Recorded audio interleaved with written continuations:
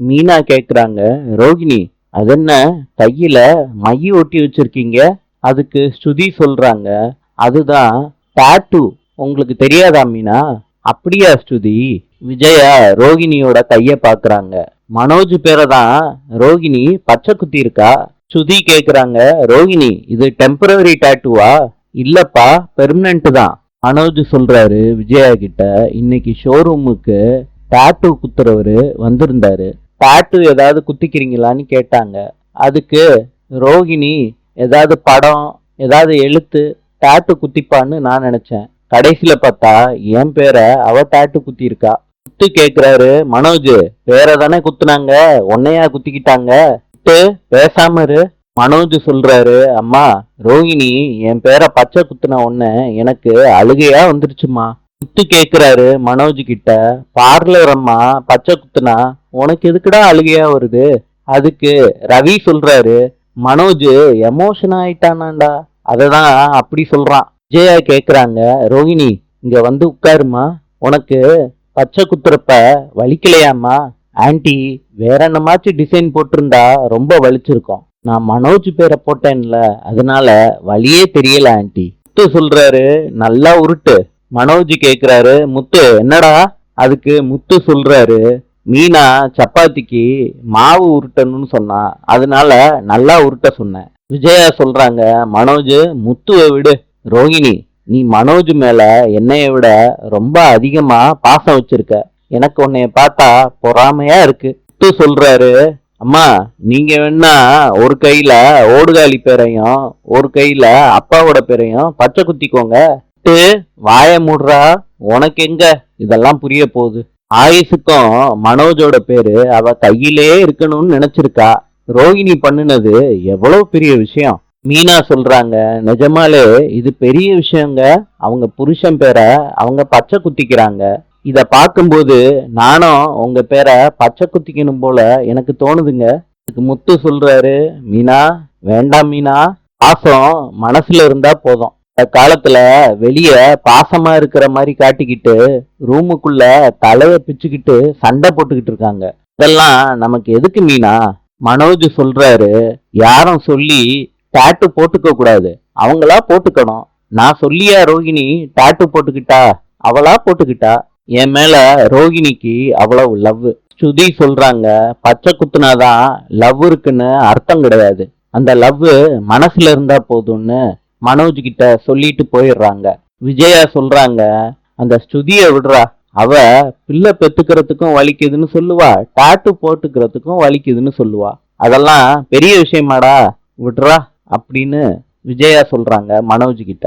ரோகிணி நீ போய் dress change பண்ணிட்டு வாமா அப்படின்னு விஜயா சொல்றாங்க ரோகிணிய பார்த்து.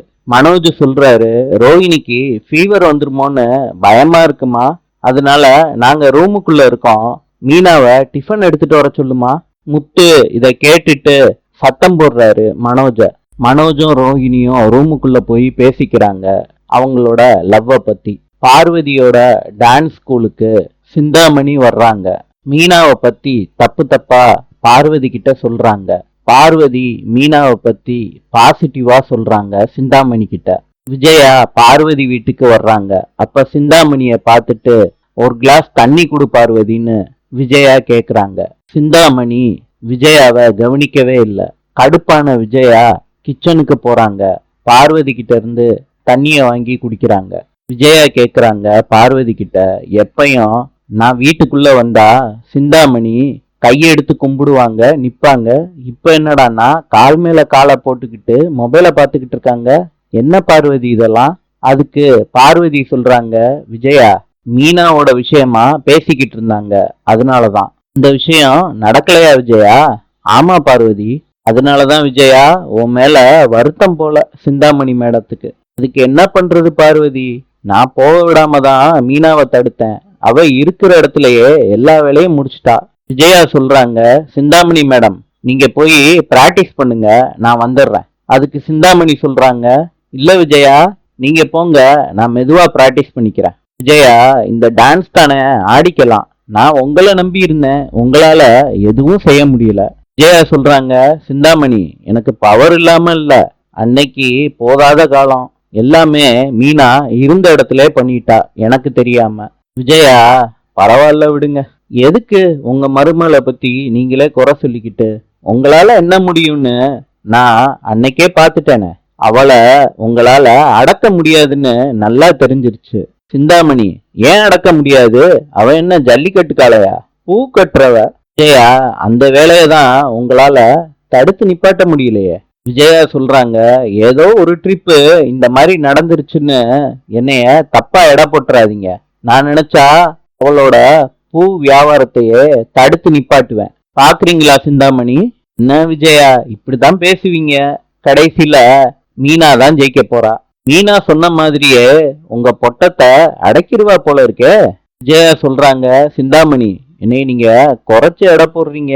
நான் நினைச்சா எதையும் செய்வேன். மீனா பூ வியாபாரத்தையே நான் தடுத்து நிப்பாட்டி காட்டுவேன். இது சவால் சிந்தாமணி. அவ வியாபாரத்தை எல்லாம் நிறுத்தி அவளை வீட்டோட உட்கார வச்சு காட்டுறேன் சிந்தாமணி மேடம். சிந்தாமணி சொல்றாங்க, விஜயா, நான் உங்களை கேலி பேசுறதுக்காண்டி சொல்லல. நீங்க மருமகளாச்சேன்னு மீனாவுக்கு விட்டு கொடுக்குறீங்க. சவால் விடுறதெல்லாம் பெரிய விஷயம் இல்லைங்க, அத செஞ்சு காட்டணும். போதும் சிந்தாமணி, எல்லாமே மீனா விட்டு போகும். நான் எல்லாத்தையும் நிறுத்தி காட்டுறேன். மீனாவும் முத்துவும் அந்த ஓடி போன பொண்ண கூட்டிட்டு வர்றாங்க அண்ணாமலை ஃப்ரெண்டு வீட்டுக்கு.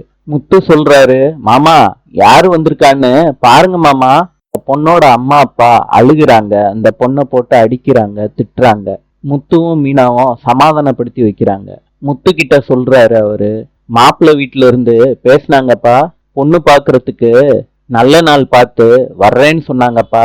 முத்து சொல்றாங்க, அப்புறம் என்ன மாமா, கல்யாண தேதியை குறிச்சு நல்ல நாள் பார்த்து கல்யாணத்தை பண்ணிட வேண்டியதானே? பவானி, அது முடியும், நீ கொஞ்சம் பார்த்து இருந்துக்கணுமா? சரி என்ன, கல்யாணம் ஆற முடியும். பையன்கிட்ட ரொம்ப பேசாதம்மா. ஒரு நாளைக்கு ஒரு ட்ரிப் வேணா பேசிக்க, ஒன்னும் தப்பு இல்ல. பவானிக்கு மீனாவும் அட்வைஸ் பண்றாங்க. முத்துக்கிட்ட சொல்றாரு பொண்ணோட அப்பா, நீந்தான்ப்பா கூட இருந்து எல்லாத்தையும் பார்த்துக்கணும். ஆமா, அதெல்லாம் பக்காவா பண்ணிடலாமாமா. சரி மாமா, நாங்க போயிட்டு வந்துடுறோம். மீனா வா. வர்றேன் பவானி. மீனாவும் முத்துவும் சொல்லிட்டு கார்ல கிளம்புறாங்க. மாப்பிள்ளையோட அப்பாவும் பிரவுன் மணியும் சேர்ந்து பொண்ணோட வீட்டுல வந்து இறங்குறாங்க ஆட்டோல. பொண்ணோட அப்பா அவங்க ரெண்டு பேரையும் வரவேற்கிறாங்க. பொண்ணையும் மாப்பிள்ளையோட அப்பா கிட்ட காட்டுறாங்க. பிரவுன் மணி கறிய கொண்டு வந்து பொண்ணோட அப்பா கிட்ட கொடுக்கறாரு. பிரவுன் மணி சொல்றாரு, அடுத்த முகூர்த்தத்திலேயே பேசி முடிச்சிடலான்னு தங்கச்சியோட வீட்டுக்காரரு சொல்றாரு. பொண்ணோட அப்பா சொல்றாங்க, ரொம்ப நல்லதுங்க, எங்க பொண்ணுக்கு என்ன செய்யறதுன்னு நீங்களே சொல்லிட்டா நல்லா இருக்குங்க.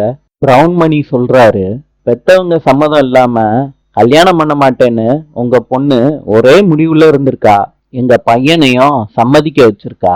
இப்படி ஒரு நல்ல பொண்ண எங்க வீட்டுக்கு அனுப்பி வைக்கிறீங்க. இதை விட உங்களுக்கு வேற என்ன வேணும்? நீங்க எதையும் செய்யவே வேண்டாம். அத சொல்லிட்டு போகதான் நான் உங்க வீட்டுக்கே வந்தேன். நம்ம ரெண்டு குடும்பமும் சேர்ந்து அவங்க ரெண்டு பேத்துக்கும் வாழ்றதுக்கு என்ன தேவையோ அதை செஞ்சு கொடுப்போம். பொண்ணோட அப்பா சொல்றாங்க, கட்டிலு பீரோ இதெல்லாம் நாங்க செஞ்சிடுறோம்.